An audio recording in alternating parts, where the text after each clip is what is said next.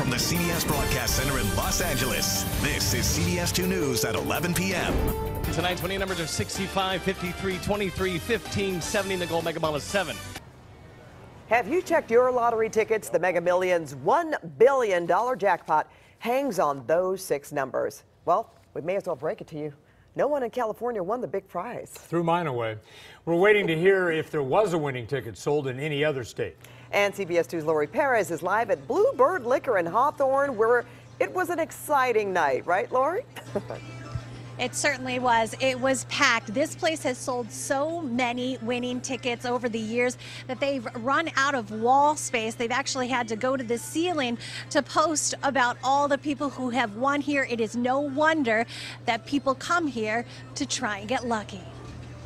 Next in line. $2 for a chance at $1 billion. You better believe the line was long at Bluebird Liquor in Hawthorne, and everyone waiting had the usual caviar dreams. First, I'll pay off my condo. You know what, company? You'll never see me again. I love you, but you'll never see me again. Make sure my kids get their college funds in there. In fact, even if Maria Gonzalez doesn't win herself, she's got a pitch if a friend or, say, a long-lost cousin does. I would be the best of the best of the best friend. To be blunt, that's why financial advisor Stuart Darrell says the first thing to do if you do strike Mega Millions gold, you want to change your phone number or at least unplug it. Then he says find a financial advisor, estate planner, and a tax expert. Experts say $1 billion winner who takes a lump sum will actually bring home closer to 300-some million. Still a load, but because you think you're never going to run out of $500 million, but in reality, you know, through friends, taxes, and everything else, it can get whittled down. A few bad decisions can really cost you. oh, to have that kind of problem. This is my big family here. So you need like $1 billion? We need $1 billion times 10. I think my chances are very good. Actually, the odds of winning are about 1 in 302 million. Still, a shot is a shot, and people like to dream big. Your chances of winning are pretty slim here. Yeah. Would you rather win or have the Dodgers win the World Series? Wow, that's a good one. And I'll tell you that was pretty much a tie for that guy. Now, you mentioned that no one here in California won. If there are no winners in any other states, the jackpot blooms to an estimated $1.6 billion, and I have no doubt that this place will be packed again. Back to you guys. All right, thank you, Lori. And as soon as we know if there's a winner, we'll bring it to you in this newscast. People, are you worried about tomorrow? Nah, not worried at all. We'll get it tomorrow. Go Dodgers! No question here. They started the night 1 game away from the World Series, and now the Dodgers are still 1 game away from the World Series after a tough loss to the Brewers. Yeah, but you heard those folks there, right, Jeff? Yeah. We're still going to win it. CBS2 Sports Director Jim Hill now is live from Milwaukee. Hi, Jim. Pat, thank you very much. What a shock to the system for Dodger fans everywhere. They jump out to an early lead, but the Milwaukee Brewers come back. They come storming back, and as a result of tonight's game, this best-of-7 series is all tied at 3 games apiece. And from those of us in the press box down into the dugout for the Dodgers, this was quite a surprise. I'm very surprised that this whole series has turned around. Now it's a Game 7, and while the Dodgers have more experience in Game 7s before, they also have a 24-year-old pitcher, Walker Buehler, going for them. The Brewers have the home crowd, they have the momentum, and they have Josh Hader, who's their best pitcher, available for 3 innings tomorrow. It's going to be tough for the Dodgers. They got one more uphill climb to make it to the series. I just felt that we needed to get some more innings out of Hyun-Jin to keep our highest leverage guys available for a potential Game 7. Were you shocked or surprised at how fast this thing got away from you in the early innings? I think they did a good job. They really used the whole field well. Had some really good at-bats in that first inning, and I don't think it really got away from us. You know, I felt like we were in it the whole game. We just couldn't take advantage of a couple opportunities.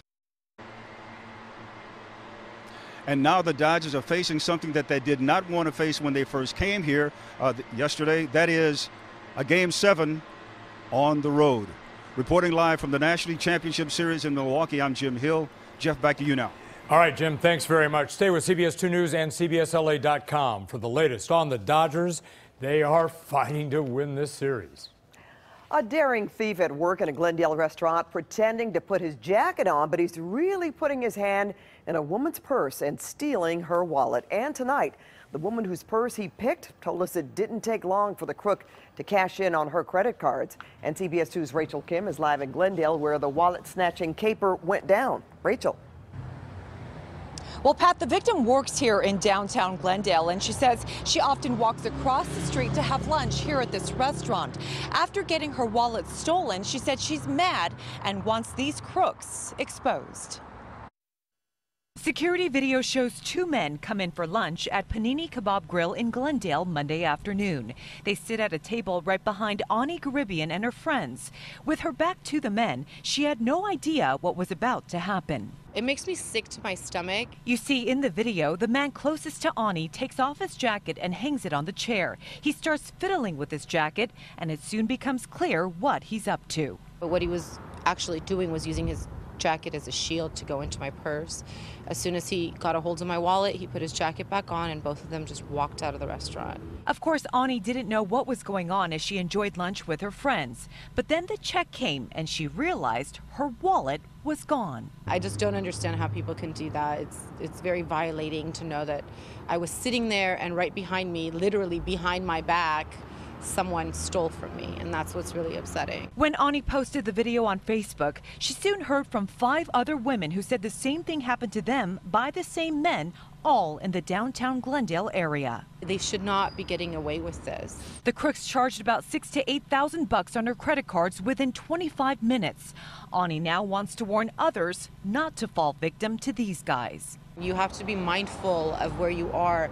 Don't hang your purse on a chair in a restaurant. I hold my purse very, very, very close to my person now. Police say, unfortunately, this kind of theft is common. If you have any information that can help detectives identify those guys, please give Glendale Police a call. Reporting live tonight in Glendale, Rachel Kim, CBS 2 News.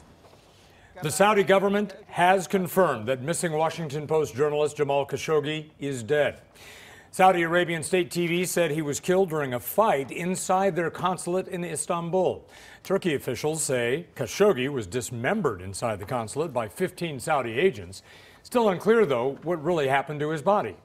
The congressman who represents the Virginia district where Khashoggi lived told CNN the fight story they're putting out is ludicrous. There is no way this kind of premeditated operation could conceivably have happened in the Saudi consulate without the knowledge of and approval of the Crown Prince.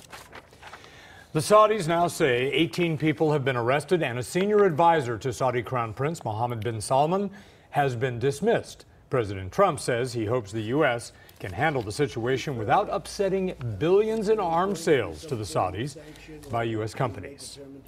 Thousands of Central American immigrants are now on Mexico's southern border. The caravan crashed through a fence today and was met by Mexican riot police. Most are trying to get to the U.S. President Trump says the caravan is predominantly Honduran immigrants. He is vowing to stop them before they can reach the United States.